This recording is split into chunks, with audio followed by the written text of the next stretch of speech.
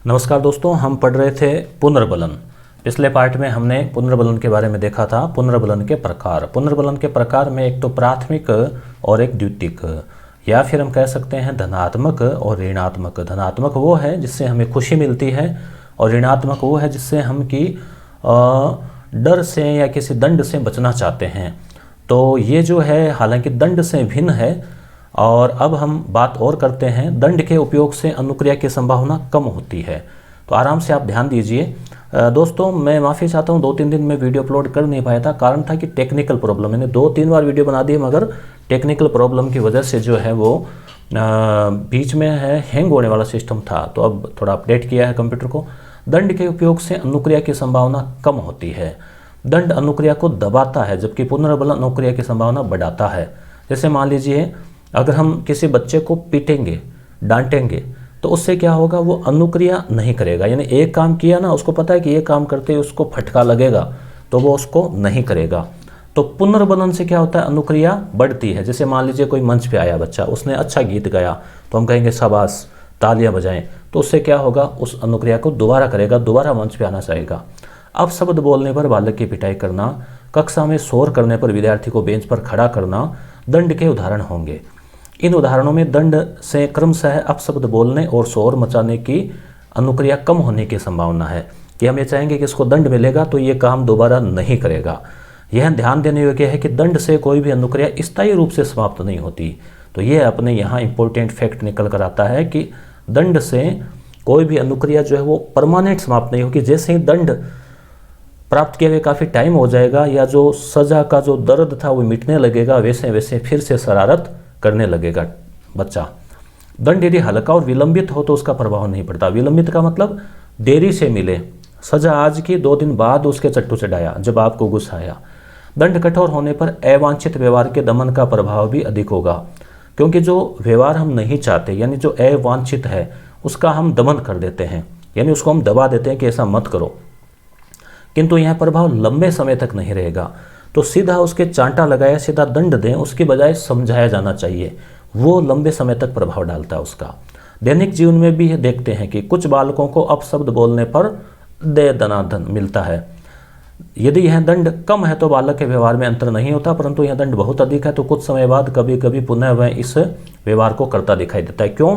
क्योंकि दमन हुआ है, उसका दमन हुआ है तो उसको गुस्सा है, तो जैसे मौका मिलेगा तो फिर उसको करना चाहेगा। इस प्रकार कभी कभी दंड चाहे जितना भी कठोर क्यों न हो, इसका अनुक्रिया के दमन पर कोई प्रभाव नहीं पड़ता। इसके विपरीत दंड देने वाले व्यक्ति के लिए नकारात्मक भाव जो है, घृणा, क्रोध, वो जरूर हो जाते हैं कि इसको देख लेंगे, मौका मिलेगा तो इसको देख लेंगे। ऐसे जो है कई बार बालक जो है वो सोच लेते हैं, बालक हो चाहे बड़े हो। अब है पुनर्बलन की संख्या, गुणवत्ता तथा मात्रा। पुनर्बलन की संख्या तथा गुणवत्ता से क्रियाप्रसूत अनुबंधन की गति और दृढ़ता में भी वृद्धि होती है। पुनर्बलन की संख्या से तात्पर्य प्रयासों की संख्या है कि भाई पुनर्बलन जो है वो कितनी बार दिया जाए, तो बार बार दिया जाना चाहिए या कि कभी कभार दिया जाना चाहिए।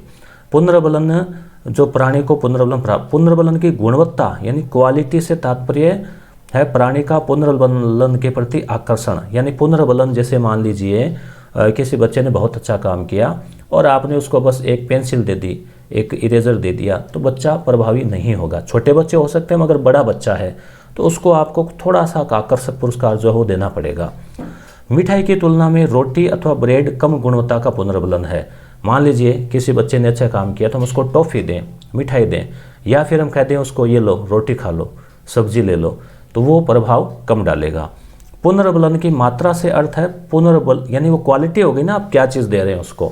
मिठाई में भी मान लो आप एक तो उसको देते हैं काजू कतली और एक आप देते हैं मान लीजिए कोई बेसन की चक्की, तो निश्चित रूप से एक जो रसगुल्ला है उसके प्रति ज़्यादा रुझान रहेगा उसका। पुनर्बलन की मात्रा से अर्थ है पुनर्बलित करने वाले उद्दीपक यानी भोजन है या पानी है या डांट है या जुर्माना है कि प्रत्येक प्रयास में दी जाने वाली मात्रा, यानी हमने उसको कितना दिया, कम दिया कि ज़्यादा दिया, चाहे जुर्माना हो चाहे उसको कोई पुरस्कार हो। अब है पुनर्बलन अनुसूची, शेड्यूल।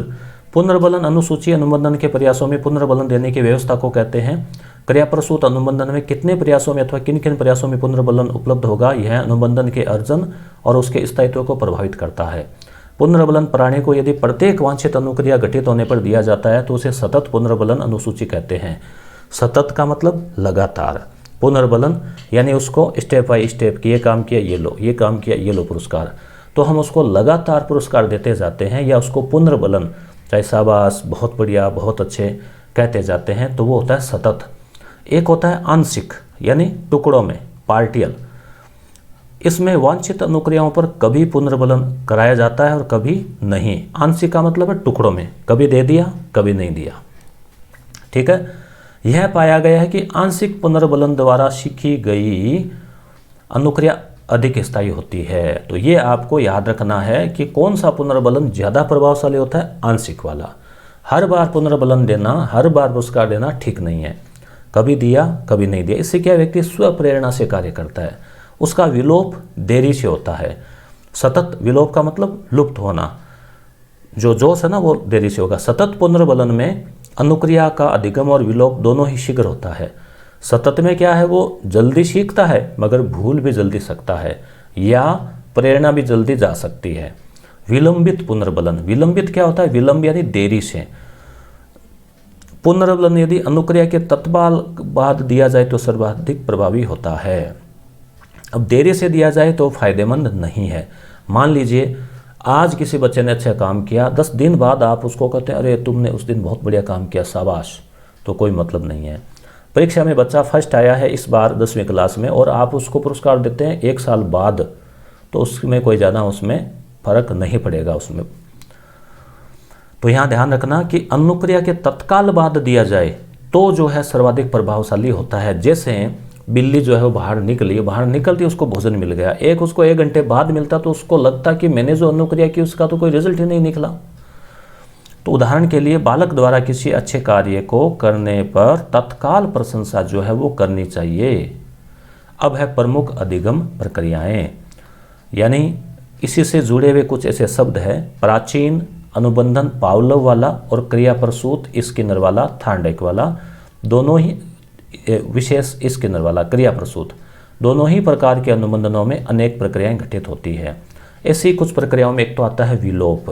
विलोप का मतलब उसको अगर बंद कर दें, जैसे मान लीजिए घंटी है, उसको हम बंद कर दें तो फिर घंटी बजनी, तो फिर क्या है, कुत्ते का अनुबंधन टूट जाएगा। स्वतः है पुनः प्राप्ति। सामान्यीकरण, सामान्यीकरण का मतलब कुछ विशेष नियम निकालना, विभेदन, अंतर महसूस करना आदि का विवरण दिया गया है। विलोप क्या है, विलोप यानी एक्सटिंक्शन, अर्थात सीखी हुई अनुक्रिया के लुप्त हो जाना, भूल जाना, विलोप, विलुप्त हो जाना, जो वांछित अनुक्रिया के बाद उपलब्ध पुनर्बलक को उस परिस्थिति से हटा देने के कारण होती है। मान लीजिए पुनर्बलक हट जाए तो फिर क्या होगा, विलोपन होने लगेगा। प्राचीन अनुबंधन में अनुबंधित उद्दीपक और अनुबंधित अनुक्रिया यानी CS और CR यानी कि घंटी अनुबंधित शर्त और अनुबंधित अनुक्रिया यानी लार, घंटी के साथ ही लार शुरू हो रही है, घंटी बजी लार आ गई। तो ये जो उनके मध्य जो साहचर्य संबंध स्थापित होने के बाद यदि अनुबंधित उद्दीपक यानी कि भोजन उपस्थित न हो, जैसे मान लीजिए घंटी बज गई लार आ गई, घंटी बज गई लार आ गई, क्योंकि तुरंत भोजन आ रहा है। अब मान लीजिए घंटी बजी लार आ गई, भोजन आए ही नहीं, तो वो लार कितने एक दिन आएगी, लार भी समझ आएगी कि छोड़ो, ठीक है। तो यानी वो मस्तिष्क समझ जाता है, तो उपस्थित न हो तो अनुबंधन दुर्बल होते हुए लुप्त हो जाता है। 2-4 बार तो लगेगा, घंटी बजी है, भोजन आएगा, शायद बेचारा वेट करेगा, और क्योंकि अनुबंधन स्थापित होने में समय लगा, वैसे लुप्त होने में भी थोड़ा समय लगेगा मगर लुप्त हो जाएगा। इसी प्रकार क्रियाप्रसूत अनुबंधन में यदि एक बार अनुबंधन स्थापित हो जाने के बाद कि भाई ये बटन इस पे बैठेगा चूहा, भोजन की गोली मिलेगी, पुनर्बलन मिलना समाप्त कर दिया जाए, भोजन मिलना बंद हो जाए, तो चूहा वहाँ बैठना भी छोड़ देगा, लीवर को दबाना भी छोड़ देगा कि क्यों मेहनत करें।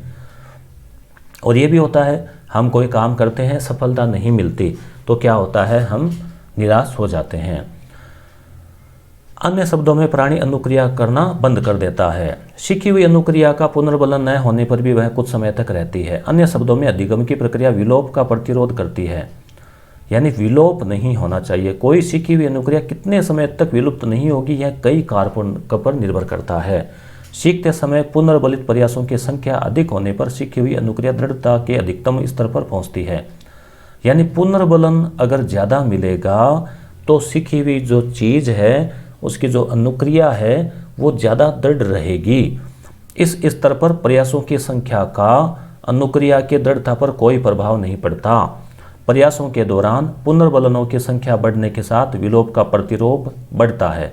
यानी प्रयासों के दौरान पुनर्बलन अगर बढ़ता जाए तो विलोप जो है वो प्रतिरोध बढ़ता है, यानी विलोप कम होता है। एक अधिकतम स्तर से प्रयास संख्या बढ़ाने के बाद विलोप का प्रतिरोध कम होता है। यह पाया गया कि जैसे जैसे अर्जन प्रयासों के दौरान पुनर्बलनों की मात्रा यानी भोजन बढ़ता है, विलोप का प्रतिरोध घटता है।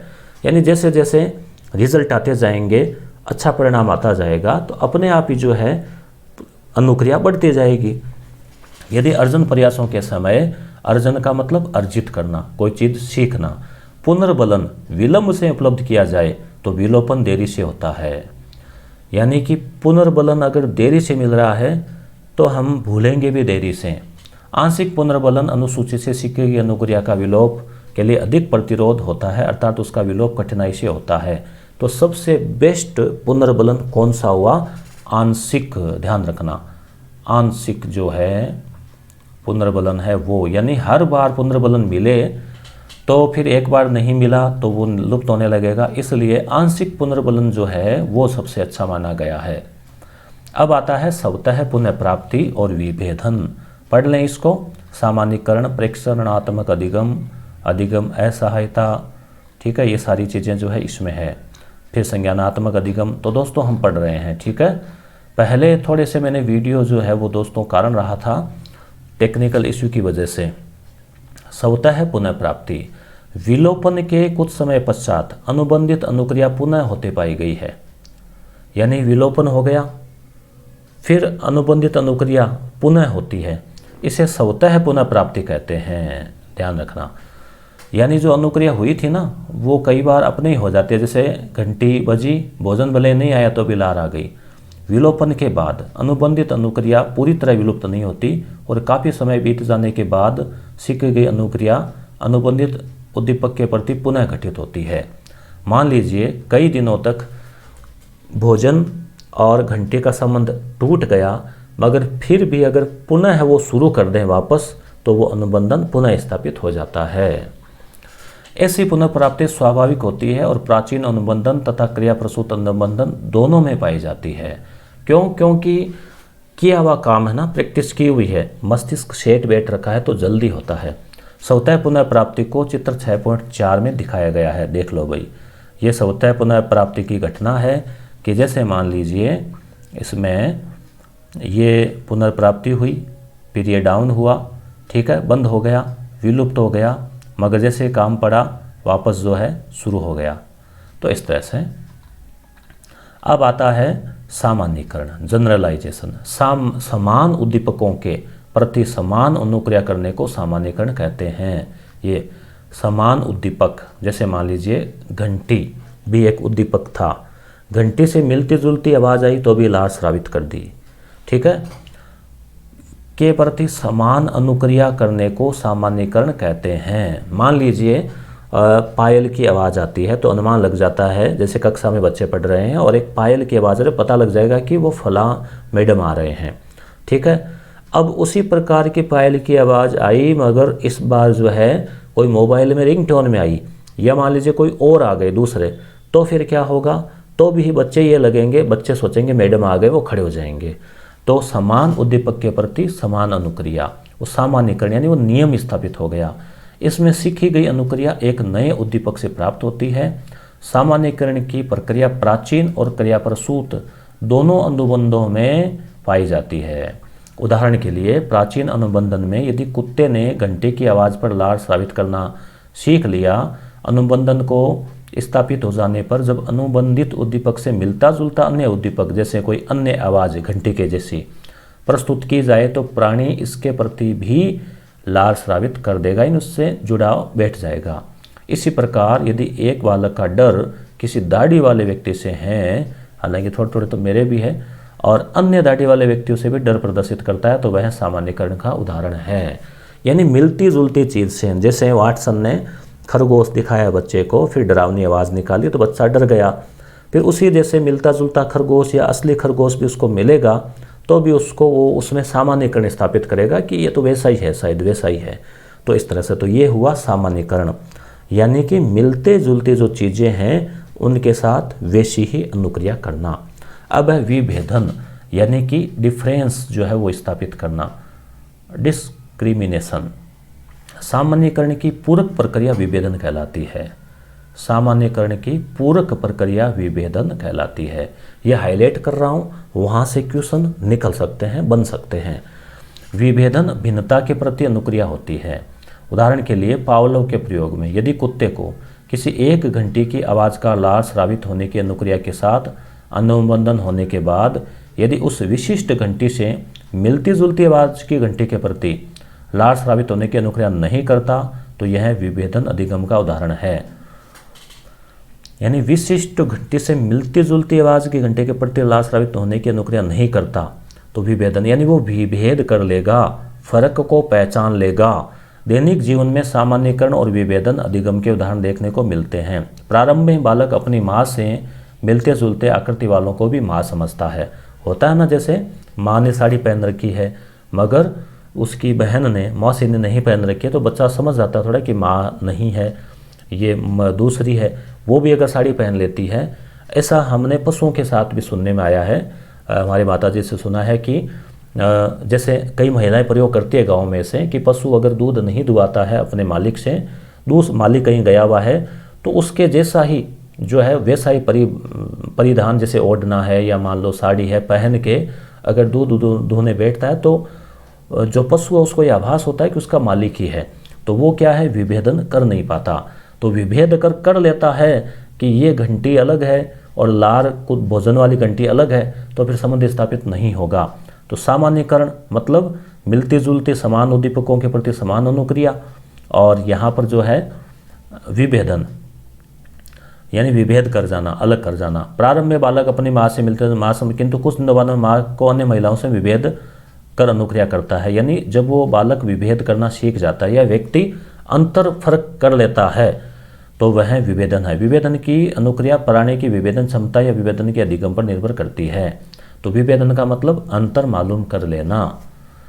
परीक्षणात्मक अधिगम, ऑब्जर्वेशनल लर्निंग। वैसे परीक्षण का अर्थ होता है किसी चीज को फेंकना या थोपना। परीक्षणात्मक अधिगम में व्यवहार का सीखना दूसरों को उस व्यवहार को करते हुए या देखने के प्रेक्षण से होता है।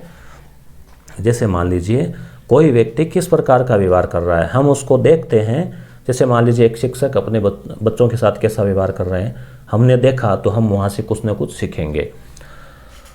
बंडूरा या जो बंडूरा सामाजिक अधिगम है, बंडूरा का याद होगा आपको, और उनके सहयोगियों ने प्रेक्षणात्मक अधिगम पर प्रयोग किए। ये लो भाई, यहाँ से एक क्वेश्चन ऑब्जेक्टिव निकल गया।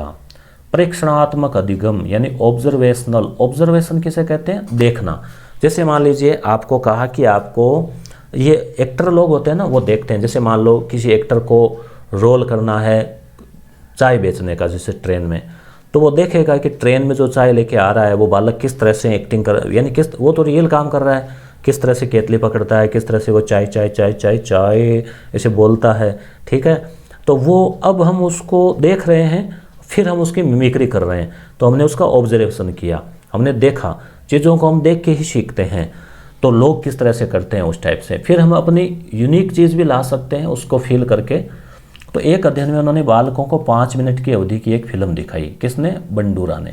फिल्म में एक बड़े कमरे में बहुत से, पहले हम सीधा ये देख लेते हैं, खिलौने रखे थे और उसमें एक खिलौना बड़ा सा गुड्डा बेबो डॉल था, ठीक है, बेबो डॉल, बेबी डॉल सोने दी। अब कमरे में लड़का प्रवेश करता है। एक स्थिति में लड़का खिलौनों विशेष रूप से बेबो डॉल के प्रति आक्रामक व्यवहार प्रदर्शित करता है और उसे लात मारता है, उस पर चिल्लाता है, उसे फेंकता है इत्यादि। दूसरी स्थिति में वह लड़का गैर आक्रामक तरीके से बेबो डॉल और अन्य खिलौनों से व्यवहार करता है, ठीक है, फिल्म में। अब फिल्म दिखाने के बाद जब बच्चों को कमरे में अकेले में रखा गया तो यह पाया गया कि जिन बच्चों ने आक्रामक व्यवहार का परीक्षण किया उन्होंने आक्रामक व्यवहार प्रदर्शित किया, यद्यपि वहाँ किसी तरह का पुनर्बलन नहीं था। दूसरा समूह जिसने आक्रामक व्यवहार नहीं देखा, उन्होंने आक्रामक व्यवहार प्रदर्शित नहीं किया। तो कहते हैं ना, कई बार बच्चे बिगड़ जाते हैं। कैसे? दूसरे बच्चों को देखकर। जैसे दूसरा बच्चा जो है वो बिगड़ेल है, उसका व्यवहार ठीक नहीं है, ढंग से खाना पीना नहीं करता, सामने बोलता है, गाली गलौज करता है, तो बच्चा उसको देख के सीख जाता है। क्यों? क्योंकि वो ऐसा कर रहा है। तो यहाँ मतलब बच्चों ने जैसा व्यवहार देखा, फिल्म से भी होता है ना, अगर हम हीरो को फॉलो करेंगे तो हम उस मार्ग पे चलेंगे। कुछ लोग फिल्म में टेक्निक देखते हैं गुंडों की, विलेन की, वो क्या क्या टेक्निक अपना रहे हैं, उसको फॉलो करने का प्रयास करते हैं और जेल पहुंच जाते हैं। तो वो क्या चीज़ जो है प्रेक्षण कर रहे हैं, ध्यान से देख रहे हैं, और क्या चीज़ वो देख रही है, क्या चीज़ वो नहीं देखी है उन्होंने, उसका भी फर्क पड़ता है। आगे के अध्ययनों में बंदूरा ने एक फिल्म में बालक को, बेबोडोल को पीटते हुए दिखाया। अब एक प्रायोगिक परिस्थिति में बच्चों के एक समूह ने उस बालक को पुरस्कृत होते हुए देखा, उसको पीटा, उसको पुरस्कार मिला। दूसरे प्रायोगिक परिस्थिति में दूसरे समूह को उस बालक को दंडित होते हुए दिखाया गया। तीसरी स्थिति में उस बालक को नए दंडित किया गया, नए इनाम दिया गया, कुछ नहीं किया। इस प्रकार बच्चों को 3 समूह को अलग अलग फिल्में दिखाई। यानी एक में बेबी डॉल को पीट रहा है, इनाम मिल रहा है, दूसरे में वो पीट रहा है मगर उसको कुछ नहीं मिल रहा, और तीसरे में बालक उस समय को दंडित, दूसरे में उसको दंड मिला, उसमें पीटा, क्यों पीटा, तो वापस उसको सज़ा मिली, और तीसरे में कुछ नहीं किया। अब इन बच्चों को कमरे में खेलने के लिए छोड़ दिया कि खेलो। यह पाया कि बच्चे जिन्होंने आक्रामक व्यवहार को इनाम पाते देखा, सर्वाधिक आक्रामक जो है वो प्रदर्शित किया। कई बार होता है ना, छोटे बच्चे हैं या किशोर बच्चे हैं, वो कहते हैं, उनसे पूछते हैं कि अभी तुम क्या बनना चाहते हो, तो कुछ एक बच्चे कैसे आता है, हम तो डॉन बनेंगे। क्यों? क्योंकि वो फिल्मों में देखते हैं, अखबार में देखते हैं डॉन, तो उनको लगता है कि वो बहुत बड़ी चीज़ कोई होगी या फिर कोई एक अच्छी चीज़ होगी, मतलब लोगों का नज़रिया अच्छा होगा। तो जैसा वो देखते हैं, पाते हैं, तभी न्यूज़पेपर का, टीवी का भी बहुत प्रभाव पड़ता है कि वो किसी चीज़ को किस तरह से हाईलाइट करते हैं। इस प्रयोग से स्पष्ट है कि बच्चों ने फिल्म का प्रेक्षण किया, यानी उन्होंने उसका ऑब्जर्वेशन किया, देखा और वहाँ से सीखा। प्रेक्षण द्वारा अधिगम की प्रक्रिया में प्राणी ज्ञान प्राप्त करता है कि परंतु वह जिस प्रकार से आचरण करेगा यह इस पर निर्भर करता है कि उसके मॉडल को पुरस्कृत होते देखा है या दंडित होते हुए। मान लीजिए आप फिल्मों में देखते हैं कि हीरो जो है वो लास्ट में जीत जाता है, तो हम हमेशा अच्छाई की ओर अग्रसित होते हैं। किसी फिल्म में अगर मान लीजिए विलेन जो है वो मान लो लास्ट में जीत जाएं, उसकी जीत हो जाए, तो फिर क्या होगा, लोग उसकी ओर अग्रसर होंगे। बच्चे अधिकांश सामाजिक व्यवहार दूसरों को प्रेक्षण और नकल करके सीखते हैं। तो इम्पोर्टेंट लाइन है, बच्चे अधिकांश व्यवहार कहाँ से सीखते हैं, दूसरों का प्रेक्षण करके और नकल करके सीखते हैं। छोटे बालक विवाह है, घर घर, प्रतिभोज आदि खेल खेलते हैं। कोई टीचर बनता है, कोई डॉक्टर बनता है, कहाँ से, देखकर। बड़ों की नकल करते हैं, टेलीविज़न, पत्र पत्रिकाओं इत्यादि में अपने पसंद के और श्रेष्ठ व्यक्तियों को देखकर उसी प्रकार के व्यवहारों और जीवन शैली, कपड़े पहनना, बाल संवारना इत्यादि का अनुसरण करते हैं। परोपकार, नम्रता, परिश्रम, आलस्य, आदर इत्यादि गुण भी इसी अधिगम विधि द्वारा सीखे जाते हैं। मान लीजिए अखबार में आया कि कठोर मेहनत करके उसने नाम कमाया, कठोर मेहनत करके प्रथम स्थान लाया, तो वो चीज़ें आती है और बालक सीखता है कि कठोर मेहनत एक अच्छी चीज़ है। ठीक है, अब कोई चोर पकड़ा गया है, उसका चेहरा ढका हुआ है, पुलिस उसको ले जा रही है पकड़ के, तो फिर पर्दाफाश, चोरी का पर्दाफाश ऐसे आएगा, तो बच्चों के दिमाग में आएगा कि ये चीज़ गलत है। तो ये सारे गुण जो है वो प्रेक्षण यानी ऑब्जर्वेशन करके चीज़ों को देख के सीखता है। विभिन्न परिस्थितियों में कैसा व्यवहार करना चाहिए, इसका ज्ञान भी हम दूसरों का प्रेक्षण कर अर्जित करते हैं कि दूसरे लोग, जैसे मान लीजिए अपनी नज़र में कामयाब लोग कैसा व्यवहार करते हैं, वो भी क्या गुस्सा करते हैं या नहीं करते, तो हम उसको देखकर सीखते हैं, अनुकरण करते हैं। इस विधि को मॉडलिंग भी कहा जाता है। क्यों? क्योंकि हमारी नज़र में जो रोल मॉडल है, अब वो चाहे हीरो हो चाहे विलेन हो, हम भी वैसा बनने का प्रयास करते हैं। जैसे मान लीजिए मैं टीचिंग करता हूँ, तो मैंने बीएड के दौरान हमारे एक वीएन सर थे जो अभी जयपुर में है, तो अभी भी हम उनका आशीर्वाद लेते रहते हैं। तो वीएन सर जिस तरह से टीचिंग करवाते थे, पढ़ाते थे, वो मुझे काफ़ी अच्छा लगता था। तो मैंने उनकी टीचिंग स्टाइल को कॉपी करने का कुछ जगह प्रयास किया। क्यों? क्योंकि लगा कि मैं प्रभावित हुआ और भी लोग प्रभावित थे, तो वो एक मॉडल हो गए मेरे लिए, रोल मॉडल और मॉडलिंग। तो इस तरह से हम इसको मॉडलिंग या प्रेक्षणात्मक अधिगम या फिर दूसरों से सीख कर अधिगम या सामाजिक अधिगम बंडूरा का वो जो है वो इसमें आ जाता है। आगे इसी को देख लेते हैं। फिर हम जो है ये क्रियाकलाप से फिर हम इस चीज़ को देखेंगे, अधिगम ऐसा आया था। ठीक है, पहले ये देख लेते हैं। बंडूरा ने अध्ययनों द्वारा प्रेक्षण अधिगम के 4 प्रमुख तत्व बताए हैं। ठीक है, तो ये बंडूरा का सामाजिक अधिगम जो है दोस्तों वो आपके यहाँ क्लियर हो रहा है। ठीक है, कितने बताए बंडूरा ने? 4 तत्व। देखो बंडूरा के खुद के नाम में 3 अक्षर है बंडूरा, मगर अधिगम बताए 4, तो 3 4। ठीक है, याद रख लेना। वैसे गांधी जी के 3 बंदर थे ना, मगर यहाँ 4 है। अवधान, अटेंशन, कहते हैं ना अटेंशन, सावधान। तो अवधान का मतलब ध्यान, अवधान, ध्यान सहित, कहते हैं सावधान। ठीक है, विश्राम, तो सावधान मतलब सावधान, एकदम अलर्ट है वो। तो प्रेक्षण विधि से सीखने के लिए सीखने वाले का मॉडल पर ध्यान देना आवश्यक है। यानी अवधान का मतलब ध्यान। अगर हमारा जो फेवरेट है, चाहे वो फिल्मी हीरो हो, चाहे कोई नेता हो, चाहे APJ अब्दुल कलाम कहते हैं, कोई विवेकानंद का नाम लेते हैं, कोई फिल्म स्टार का नाम लेते हैं, कोई माता पिता का, कोई किसी और का, तो हम उस पर ध्यान देना ज़रूरी है। हमने उसको ध्यान ही नहीं दिया तो हम कहाँ से सीखेंगे?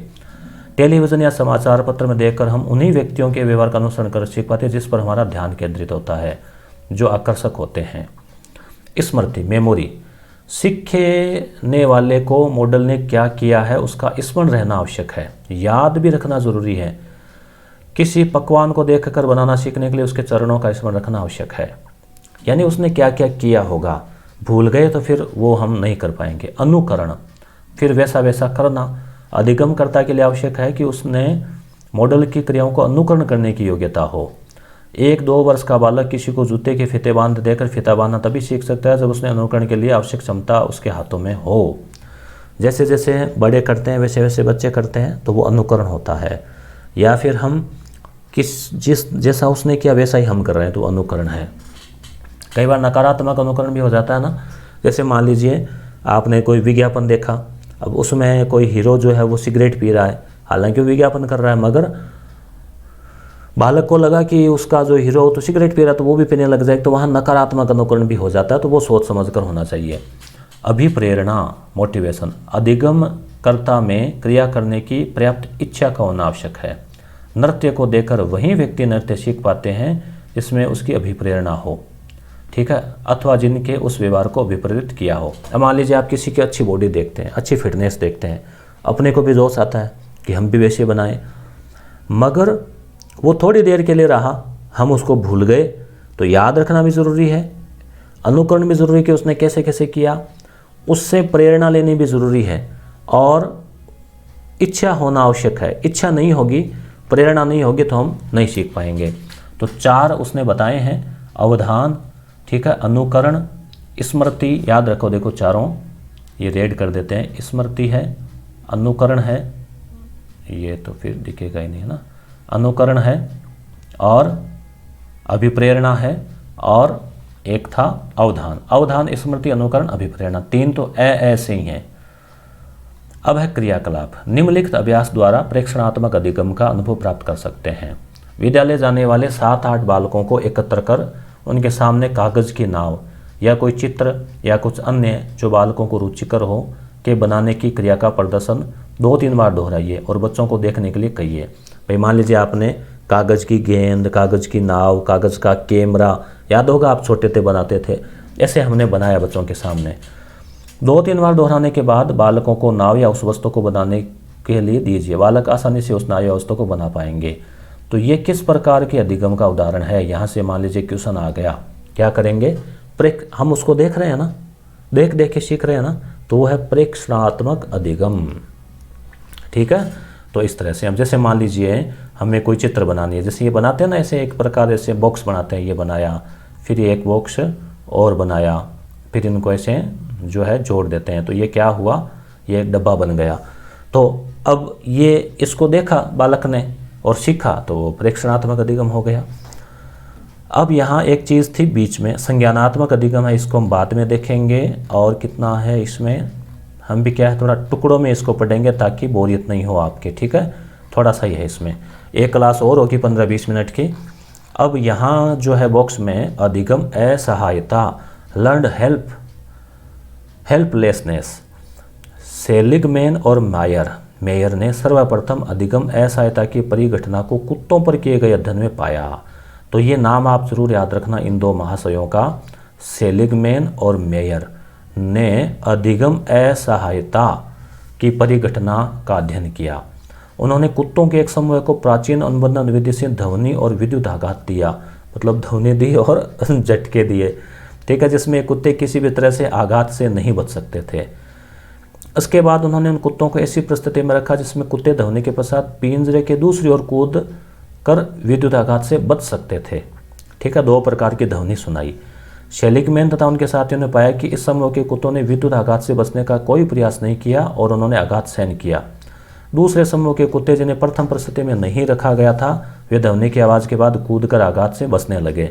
यानी कुछ कुत्ते ऐसे थे जिनको ध्वनि सुनाई और करंट के झटके दिए और वो बच नहीं पा रहे थे, तो अब उन्होंने झटके सहन करना सीख लिया, ठीक है। दूसरे ऐसे थे कि उनको म्यूजिक सुनाई और उसके बाद झटके दिए, तो उन्होंने जैसे म्यूजिक शुरू हुई वो समझ गए झटके लगने वाले, कूद गए, ठीक है। तो यह परिघटना मनुष्य में भी पाई जाती है। लगातार असफलता के बाद व्यक्ति कार्य के प्रति अपने प्रयासों को छोड़ देता है। क्यों? क्योंकि वही बात है, पता है कि झटके तो लगने ही है, लगने दो। अध्ययनों से प्रमाणित है कि अवसाद का एक कारण अधिगम असहायतापन है। यानी जब मान लीजिए कोई चीज़ समझ में नहीं आती है, जैसे कई बालक होते हैं तो वो किसी एक विषय विशेष में पिछड़ जाते हैं, उनको पता है अब समझ में नहीं आना, टीचर पीटना उतना पीट लो, फेल आना तो आएंगे, नहीं होगा, ठीक है। तो वो हो जाता है अधिगम में असहायता, कोई उपाय नहीं है, लाचार, लेस, हेल्पलेस हो जाते हैं वो। तो ऐसी स्थिति तो जो है वो कहलाती है अधिगम में असहायता। तो फिर ऐसी स्थिति में मनुष्य क्या करता है, प्रयासों को ही छोड़ देता है कि गोली मारो, है ना। तो ऐसी स्थिति आनी नहीं चाहिए। तो क्लियर हुआ? अच्छा लगा होगा आपको। धन्यवाद।